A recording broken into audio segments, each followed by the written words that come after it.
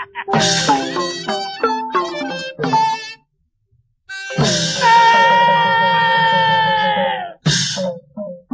င်းတစ်ခင်နောင်တွေရအောင်တတ်တီကိုထောင်ရှင်ပြိုင်သူဖယ်ရှားတကယ်မနာပဲလှမ်းလာခဲ့ရနာလာကြီးဒီဘုံမန်တွေရှိတဲ့နေရာရောက်လာခဲ့ရပြီဝရုဏနဂါမင်းကိုဂတိစကားထားခဲ့လို့ဝိရုယဒုက္ခမင်းကိုယခုအချိန်မှရအောင်ဆောင်ရင်းရတော့မယ်ဒါကြောင့်ပေါ်ရပြအရှင်နဲ့လောင်ကျစ်တင်ဗရမ ्या ယူကတွားရမှာမို့တိုက်ကျုပ်ကိုတိတ်ဆိတ်တံပုံ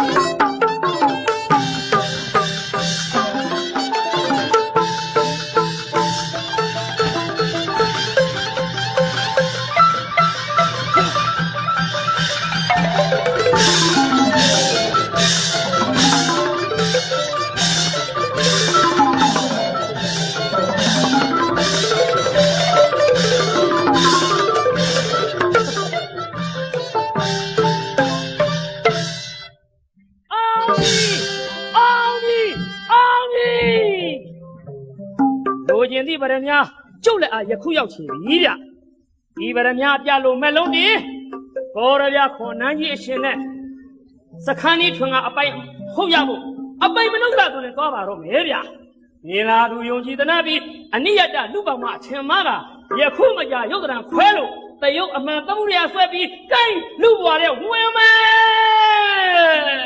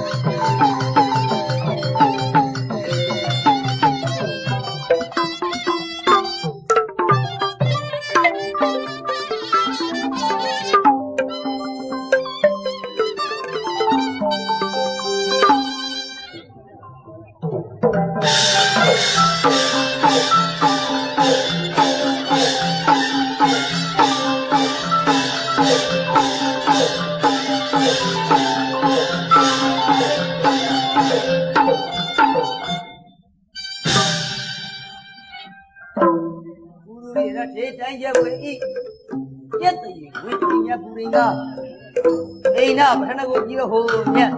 မိခိုကကြရတဘာမင်းလက်ဆောင်ရင်းငါမင်းသောရဗျတိတရဓမ္မရိသင်္ကြီးဧကရာသဖုံးပြာသည်တဘာကုန်းခန့်ပြန့်နေပြီလေမိမိတို့ရဲ့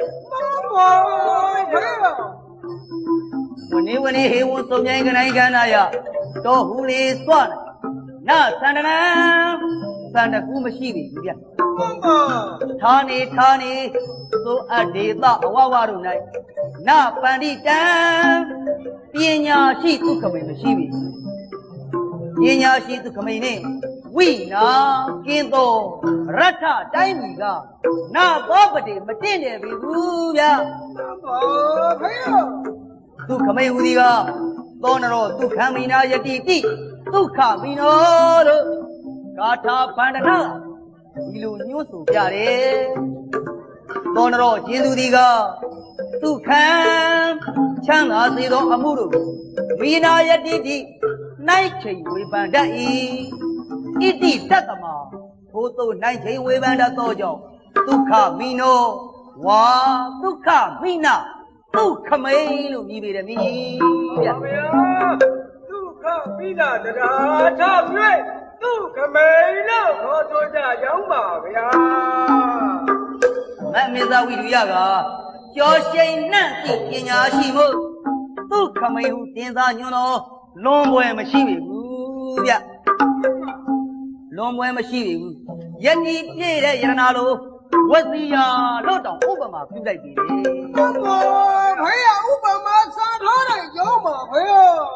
ငါကိုတော်မြတ်ဒီကတိုင်းရေးပြေကတဖြာဘာသာရေးကတမှုအံကစားခြင်းဆိုတဲ့ဝါဒနာအထုံငါပါနေပြန်တော့ဒီအကြောင်းဒီရေးကိုဘယ်နည်းနဲ့များကောင်းမြတ်အောင်ဆွေးနွေးတိုင်ပင်ကြပါမလဲမင်းကြီးများရဲ့ ဘာဝါဒနာဆိုတော့လေတရားခတ်တော့ပါဖေ။ ယနေ့တော့ကငါကိုတော်မြတ်ရဲ့ဘယ်လေယုံညာလေယုံနေရရန်အံကစားခြင်းနဲ့သန္တာစိတ်အဟုန်ကြွလို့ငါကိုတော်မြတ်နဲ့ရှင်လို့တော့အံကစားနိုင်တဲ့ပုဂ္ဂိုလ်များမရှိကြပြီဘူးလားမင်းကြီးများရဲ့ ဘာရကြပါတော့မင်းကြတော့ဖြင့်ဖက်ပြိုင်မရလက်မိုင်းချနေကြကြောင်းပါဗျာ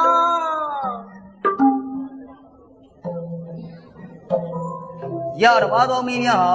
ငါကိုတော်မြတ်ရဲ့အခက်ကစားရမှာညီတို့သောပုဂ္ဂိုလ်မှမရှင်နိုင်ကြလို့အရာမှာစံပမာထားခြင်းခံနေရတာပဲမင်းကြီးရဲ့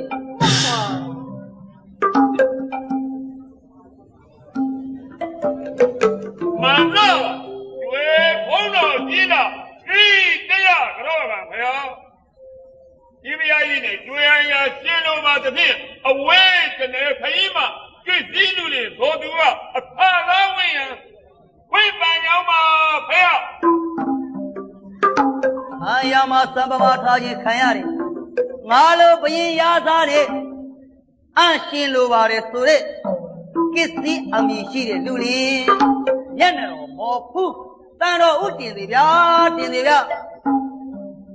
မှန်လားပါဗျာအာယာဝါဒနာမတားနိုင်လို့အင်္ဂါတိုင်းကာလစဗန္နကိုပြီကမိဘနှစ်ပြားဖွင့်ပန်ကအရောက်လှမ်းလို့လာခဲ့ရပါတယ်ဗျာ ငါကိုတော်မြတ်နဲ့အရှင်လိုမယ်ဆိုပါတော့မင်းနဲ့ ဘာ ရပါတော်မင်းများသာအခက်ကစားနိုင်တဲ့ဒီနေရာမှာလောင်ကျေးအတပြားတစ်ဆုပ်နဲ့လာမရှုံနဲ့နောက်ဆုံး မှန်လားပါငွေပလက်ချအတ္တပြားစကားဆိုတာဆင်းရဲသားပြောတဲ့စကားပါဗျဆင်းရဲသားပြောတဲ့စကားပါဗျဟောကြည့်စိန်နေမြာပဲဒီလာဗရမများတို့ရဲ့အရှင်းသခင်မနောဟရဗရမများတောင်ပါတယ်လေဗျဒီမကြည့်တော့ဘူးပါဗျကြည့်တော့ဘူးပါဗျ ဒီလိုဗရမ ्या မျိုးတို့လန်တစ်ခါခင်းကျင်းတစ်ခါဖုတ်မင်းမျိုးတောင်တီးနိုင်တဲ့ငါလိုမရင်ရတာကိုမိခဲ့ဗလချာပေါက်ဆောင်အောက်ကြတယ်ဗရမ ्या နဲ့တော့အဟနာတောင်မကတ်နဲ့ဗျမကတ်နဲ့ မဟာပါဇဗုတခေအရှင်မင်းကြီးဖေအညတရတကြသား10လုံးရတဲ့ပစ္စည်းမနေသလားဖေမနောဟရဆိုတာစိတ်ဆန္ဒလူရပြည့်သမို့ခြီးနန်းကြီးကိုအသာထားတောင်းလေးပါတော့သွားလို့ကသွားနိုင်တယ်ဖေဒါဟာပြင်လေသွင်းမြင်းမြန်ရင်သိန်းတော်ကိုတော့ဈေးပေါ်ပေါ်နဲ့အလိုက်ပေးကြအောင်ပါပါဖေအလိုက်ပေးကြလိုက်အောင်ပါ ဟဲ့မင်းများ ဟဲ့ တဲဆိုတဲ့ဝဇနာပဲလေမင်းကြီးရဲ့ ဘာဟဲ့ စကားအစိုးကတော့အကျွမ်းပူလာကြီးလားလူတွေရဲ့ပြောသည့်တိုင်ဟုတ်ဟုတ်ဆိုတာငါကိုတော်မြတ်ရှုသားတော်မူမယ်ဗျာရှုသားတော်မူမယ်ဗျ မှန်လား မှတ်ပါဟဲ့ ရှုသားတော်မူပါဖေရှုသားတော်မူပါဖေအိနာပခနဲ့ကိုပြီးဆယ်သားပိုလိုကြီးမှာ6ပါးဒီသာရမျက်နာဥက္ကရာဝင်စံတေထကြအမိတ်တဆက်တကားထက်တရက်စီတော့လေမြီကျော်လို့ရှင်ပိုလိုကြီးမှာစီကြီးများဆွဲလို့တကယ်လေညို့တရုပ်ပွားကျုပ်ပထမများတွေကမြင်ရမှာပါဖေရှုသားတော်မူပါဖေရှုသားတော်မူပါဖေ အလုံးမင်းကြီး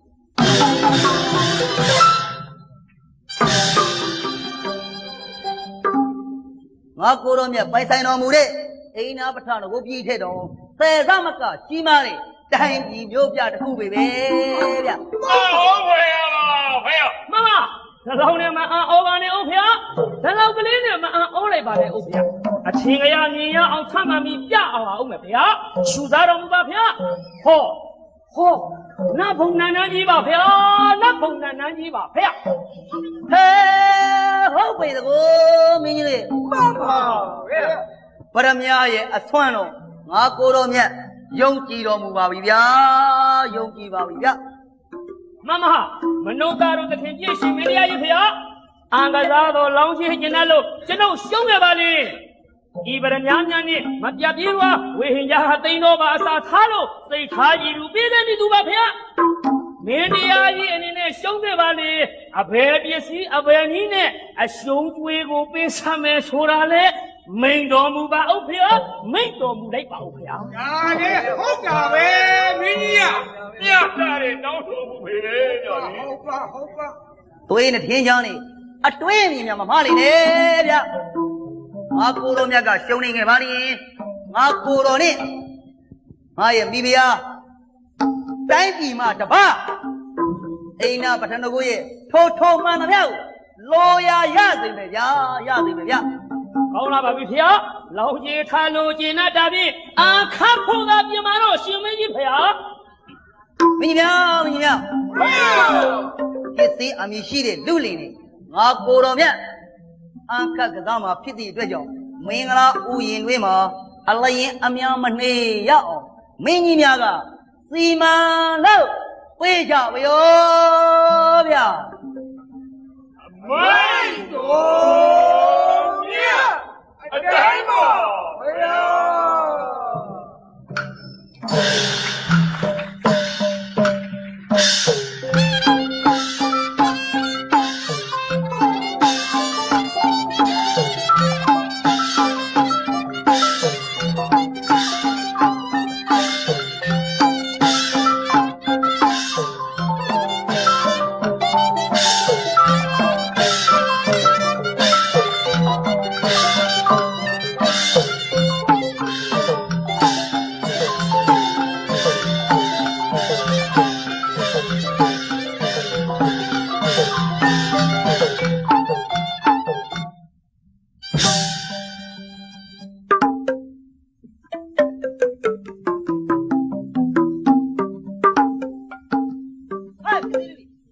ဖေဟာ ငါကိုတော်မြတ်တဲ့အလျင်ကစားလို့ပါသလား မမရှူသားတော်မူပြမင်းဖေဟာတိုင်တယ်တော်မူပြစေဦးဖေဟာအိုးပြစ္စတိမင်းကြီးတို့မြစ္ဆမင်းကြီးတို့သူရတင်တာမင်းကြီးတို့ကိုအစာထားလို့တရားတစ်ပါးသောမင်းများကိုတက်သေးထူကာကျွန်ုပ်တို့အံကစားပါတော့မည်ဖေဟာမမကျွန်ုပ်ကအညတရလူပါမွားလင်းမို့အရှင်မင်းတရားကြီးသာအလင်းကြက်ရအံကိုပင်ယူကာစတင်ပြစ်တော်မူပါဖေဟာပြစ်တော်မူလိုက်ပါဖေဟာ ကောင်းပြီငါကိုတော်မြတ်နှစ်သက်ရအံကိုယူရမယ်ဆိုရင်အာ24မျိုးရှိတဲ့အနက်ကသေဆိုသောအံကိုအသုံးပြုတော်မူမည် မှန်ပါဖေဟာ သေဆိုသောအံဒီအရွယ်ပမာဏအားဖြင့်လက်ရှိသည့်ရှင်းစင်မဟုတ်ဘူးနော်ရှင်းသည့် ကောင်းလာပါပြီဖေဟာ အသင်လူလင်ကညီတို့သောအံကိုသုံးပြီနိ မမကျွန်တော်မျိုးကအနိယတလူပါမလေးမို့6ရေးအရွယ်ရှိသောတန်ဆိုတဲ့အံကိုကင်တွယ်လိုက်ပါမယ်ဖေဟာကင်တွယ်လိုက်ပါမယ်ဖေဟာ ဂါထာမန္တန်မန်းမှုတ်လို့အံလောက်ကိုလှုပ်တော့မယ်အံလောက်ကိုလှုပ်တော့မယ်သဗ္ဗနရီဝင်းကနရီသဗ္ဗေကထမယဝနာသဗ္ဗေတိယောကရိပပံလဘမာနေနိဝါဒကေ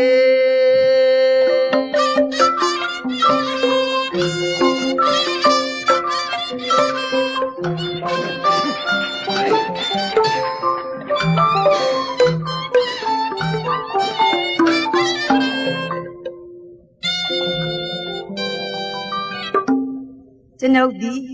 ကောရဗျာမြင့်မိခင်ဟောင်းဆက်ဓမ္မအမွေတဲ့ရက္ခာဒေဝီနတ်သမီးပါပေဒီရန်စုပွဲဒါစီမညရအောင်အန်ကျူမဲ့သားအနီးကတ်လို့မသွေးယခုအစွမ်းနဲ့ဇေယတူလန်အဖြောက်မကောက်ရအောင်စောင့်ရှောက်မှဖြစ်ပြီးတော့မည်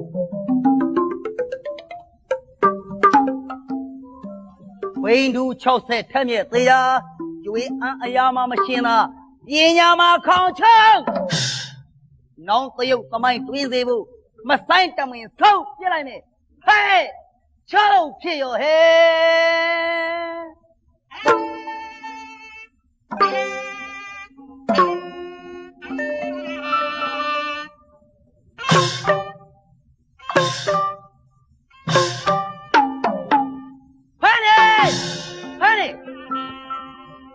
ငါကိုတော်မြတ်ရဲ့အာမမြေမခသေးလို့အတေမဖြစ်သေးဘူးနော် အဲ့လို ဟဲ့နေ ဟောရဗျာမင်းကြီးရှုံးမြင့်အပွင့်ကိုသိလို့ဖမ်းတည်တော့ဘလို့အရာများရှိတယ်လေကြည့်လေစမ်းမှန်ဩ ဟုတ်ပြီရခင်ဘဝကတော်ဆက်ခဲ့ဘူးတဲ့မိခင်ဟောင်းကကိုစောင့်နေသမီးအဖြစ်နဲ့စောင့်ရှောက်ကျွေးအံဘွဲမှာအနိုင်ရခဲ့တာကိုငါဟဲ့ပုံနကနတ်ဖုံးရောင်မြတ်စောင်းနဲ့ပြစ်ခါထိုးလိုက်မယ်စစ်ကြော်လာတရွရောက်ဟဲ့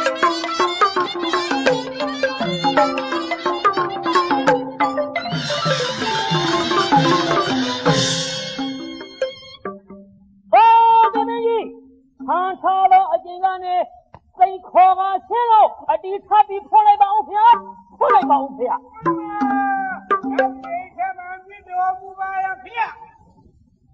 ကိုရာပြတဲ့ဟေးလောကသဘုတခွင်မှာမရှင်ကအံဝင်လို့မပြစ်လာနဲ့အပန်ကြားယုံနဲ့ဘယ်အံသွားလဲဆိုတာသိတယ်ယူသားပြရတယ်ဦးဗျာယူသားပြရတယ်ဦးဗျာ လေတွင်ကွဲ့ပတ်အံသွားခြင်းခက်ကြရအောက်မှာဘယ်နှပွင့်ကြမယ်ဆိုတော့သိတယ်နောက်အံအရေးထဲရှေ့အံအရေးကပါရအောင်အံအပေါင်းအပွင့်နှစ်ဆိုင်ဖြစ်ရောဟဲ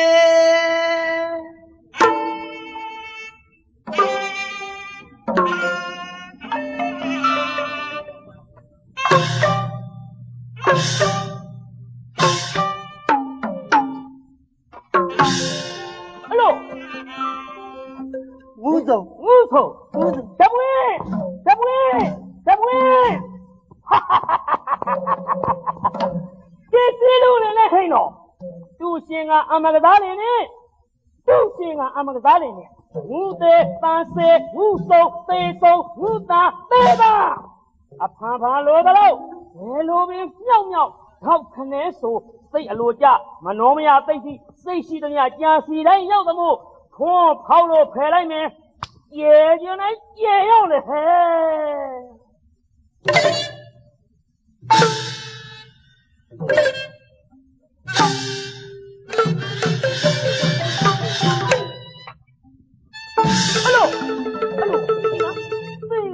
သေကြတကောဟင်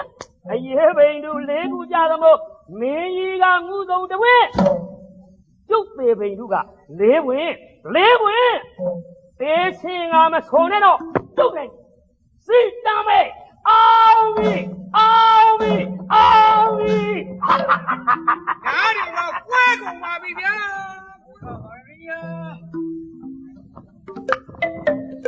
အံခက်ကစားရဘယ်တော့ခါမှငါကိုယ်တော်မြတ်ရှုံးသည်မရှိမရှုံးသဘူးရှုံးရလိမ့်မည်ဟိုရှင်မင်းကြီးဖေကျွန်တော်တို့ပစ္စည်းလူတွေတေချောင်းအပ်ပါလိဖေလောင်တန်းရောင်တန်းနဲ့အပေါင်းစခန်းလည်းမှာတကယ်နဲ့အောင်အားထုတ်ကြတယ်ဖြစ်ပါတယ်ဖေတဦးနိုင်ငံတဦးရှုံးလောင်တန်းလောကထုံးတာဖြစ်ပါတယ်ဖေမိမိကိုယ်တိုင်အရှုံးကိုမလုပ်ထုတ်သမျှညာလုံသမျှကံနဲ့အဟုတ်ပါစံရတာကြီးပါဖေဝမ်းနဲ့ပူဆွဲတော်မူပါနဲ့ဖေဟဲ့ကလေးလူလေးငါကိုယ်တော်မြတ်ရှုံးသည့်အတွက်ကြောင့်ရွေငွေရတနာနှင့်မချာဥစ္စာကျွန်းလေးမှာများစွာရှိနှစ်သက်ရာတစ်ခုကိုတောင်းပြီးလိုရာရက်ကိုကြွားမြမ်းမယ်တော့ဘုရားရှင်ဗျာအရှင်ကောထရမင်းတရားကြီးမှာများစွာသောရတနာရှိသည့်အနက်ကလုံလာအရာထက်သာပညာရံလျာမှာသမာဓိကုံရှိန်တောက်ပါတဲ့တယောက်သောကြည်ကျွန်းရှိပါတယ်ဗျာအဲ့ဒီရတနာကတော့အတိဖြူလာတဲ့ဝေရူယအမတ်ကြီးကိုဖြစ်ပါတယ်ဗျာဟိုဝေရူယမမဟာကိုလောင်းကြီးဖြစ်ရယူလိုပါတယ်ဗျာရိုင်းလိုက်လေကစီလူနေဝိဒုယဒုက္ခမိဟာကျေကျွန်းမဟုတ်ငါကိုယ်တော်မြတ်ရဲ့ကိုယ်ဘွားတိုင်းပြည်ရဲ့အားကိုငါကိုယ်တော်မြတ်မပိုင်ဆိုင်တိုင်းပြည်ကသာပိုင်တယ်တို့အတွက်ကြောင့်ငါကိုယ်တော်မြတ်ပိုင်ဆိုင်တော်မူသောအရာတစ်ခုကိုသာတောင်းမှလူလင်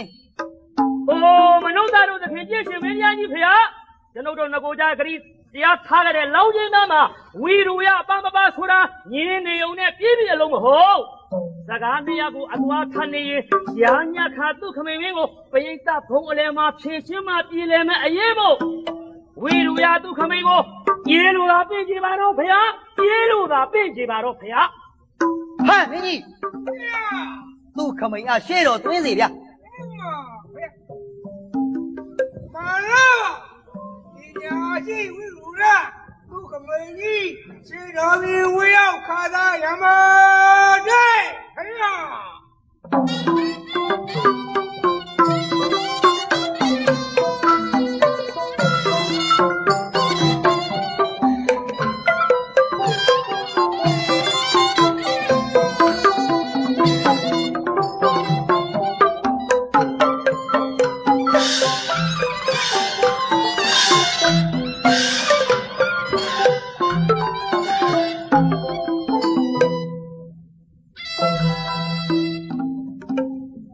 ကြည်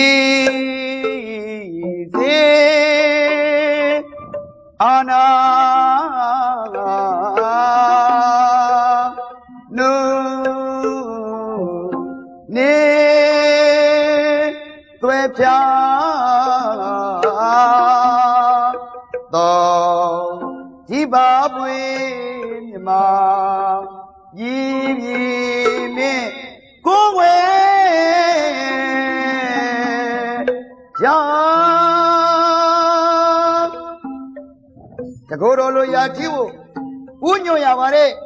ဒီပါလေးကြောင့်ရှင်ဖျားဖျားကျွန်တော်မျိုးဝီလူရအရှင်းအပါအခါသာရောက်ချီကြောင်းပါဖျား ပညာအရာမှာအာမခံသဘူတဝမ်းကိုတော့လွှမ်းလောက်တယ်သူခမိန်မြတ် မမ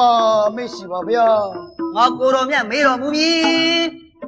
မှန်ရကိုတန်တော်ဥတည် မမ အသိအမှန်မင်းဟာငါကိုတော်မြတ်ရဲ့ကိုဘွားငါကိုတော်မြတ်ရဲ့ကိုဝေယာ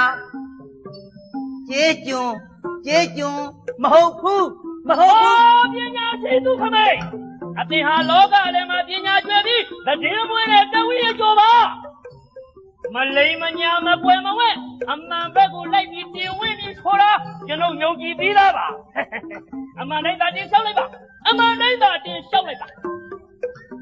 မှန်သည့်အတိုင်းသာထွက်ဆိုသောဝဒနာသည်သစ္စာမြည်ပါ၍အမှန်ကိုလျှောက်တင်ပါမည်ဗျာ မှန်ရကိုတော့လျှောက်ထားပါမမင်းမြတ် တတ္တဝါအမျိုးဘုံတလျောမှာကျွန် 4 မျိုးရှိတော့မှာဗျာအန္တောသာဒအိမ်ပေါကျွန်းဓနကိဋ္တိတငွေဝဲကျွန်းတယံတာသုဘကရဒုခါသာကျွန်းကရမရသုံးမန်းကျွန်းလို့ 4 မျိုးရှိသည့်အနက်ကဖယားကျွန်တော်မျိုးဝိလူရသည်အသက်ကိုဗရဏမထား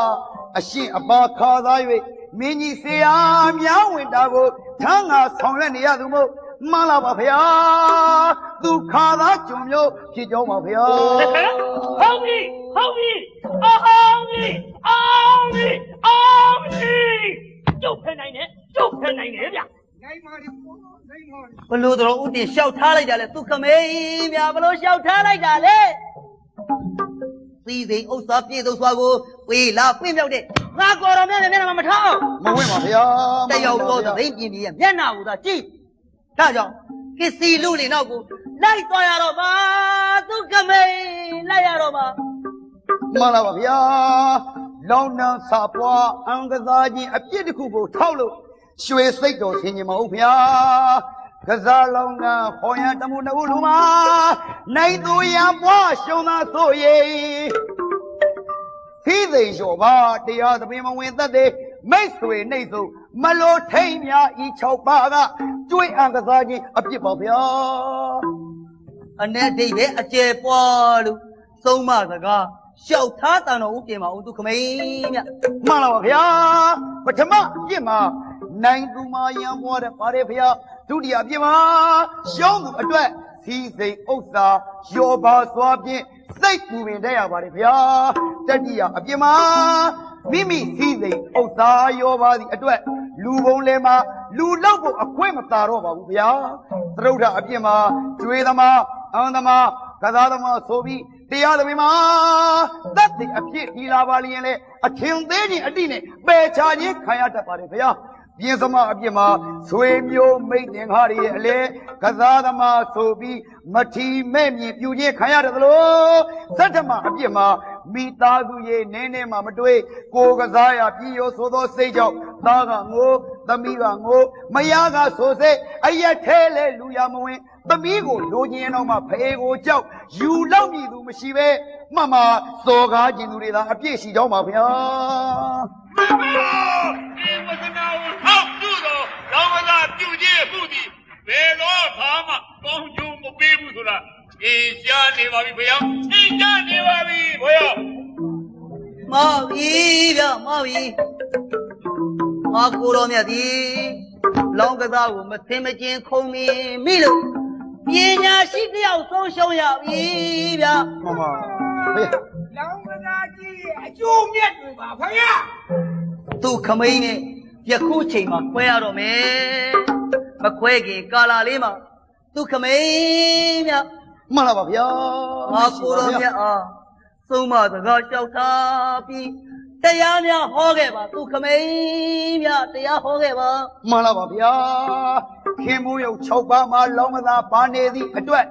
မင်းဆိုရင်လေတန်ကောင်းတန်မှုများကမဆက်ဆံပါဘူးဗျာပညာရှိကလည်းမစည်းကပ်ကိုနာတွေကိုလိုလောင်းကစားလူပါလာများသာရှိပါ၍တိုင်းပြည်ပြတ်တတ်ပါဗျာဒါကြောင့်ယာသနာနိတရဏကာလေယာသနာမင်းဖြစ်ပါလျက်နဲ့နိတရဏကာလေ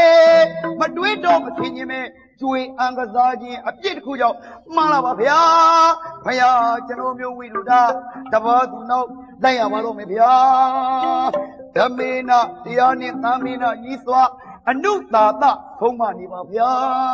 သာနိပါဒသမကဟုပြည့်ညတ်ဒီပရိသနာသူဝဆအပဒရှာဘာလီဂௌတိအပရိဟာနိအတရားခုနှစ်ပါးလက်ကင်ထားလို့သင်ញင်တော်မူပါဗျာ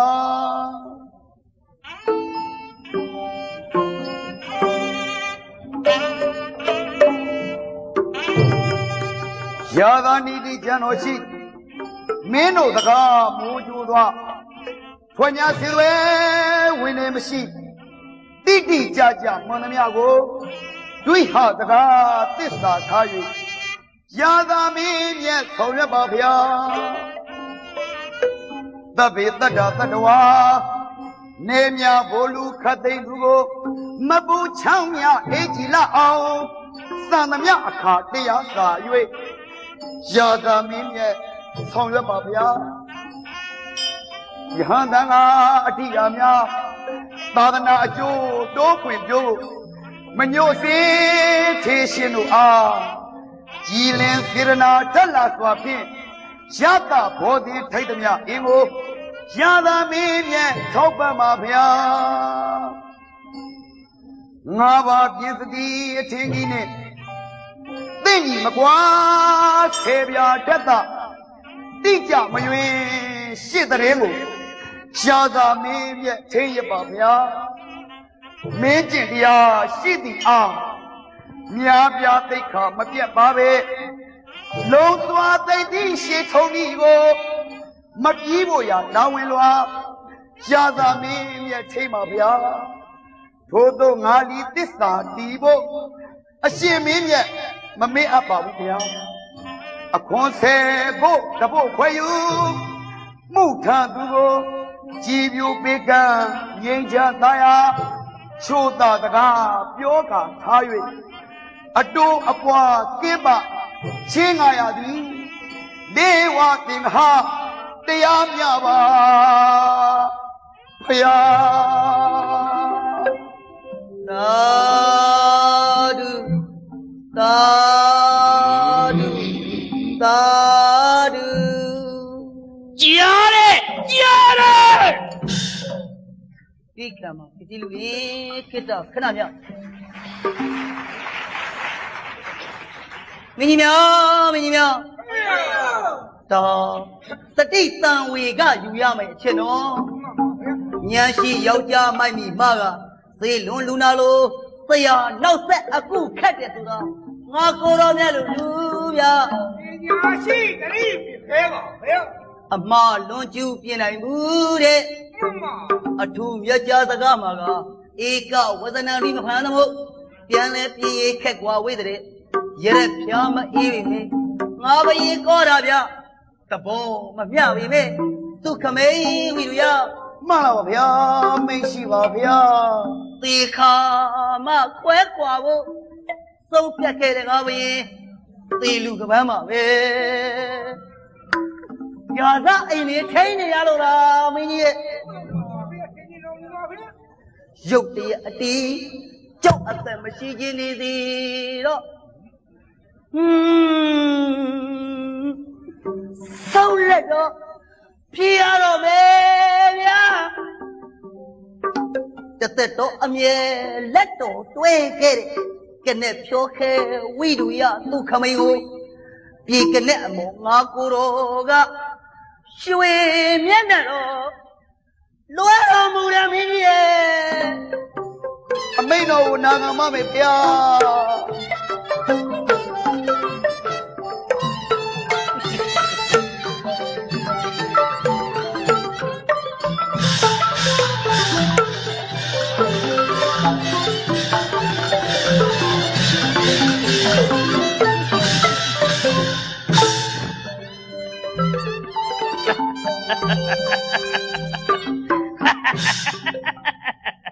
ဘာတတ်နိုင်သေးလဲဘာတတ်နိုင်သေးလဲ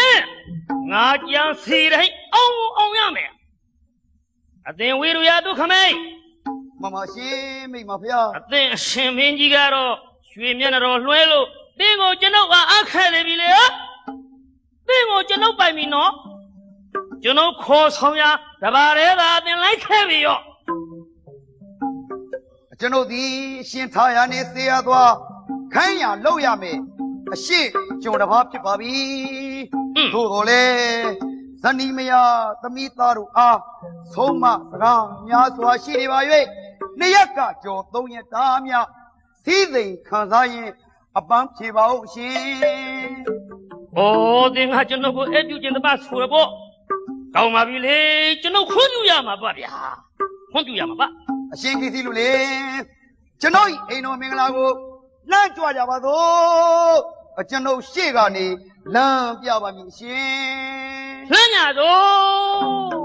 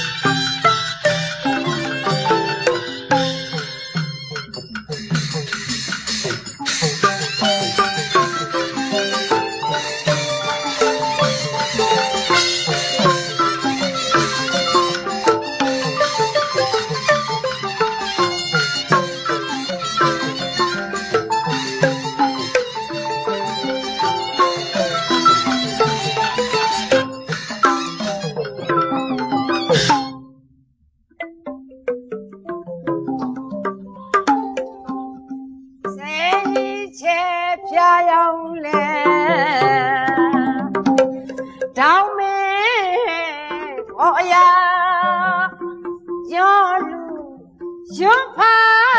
哇，对你对我没人呀塞，没这么么为了红尘我们家看路那个送面了又醉，回家回下马车急了，乱你命谁敢为吧来？下次乌鲁米亚跑表没拉手马皮，一股为你，一股为我，一股为别，可是苦命悠悠远。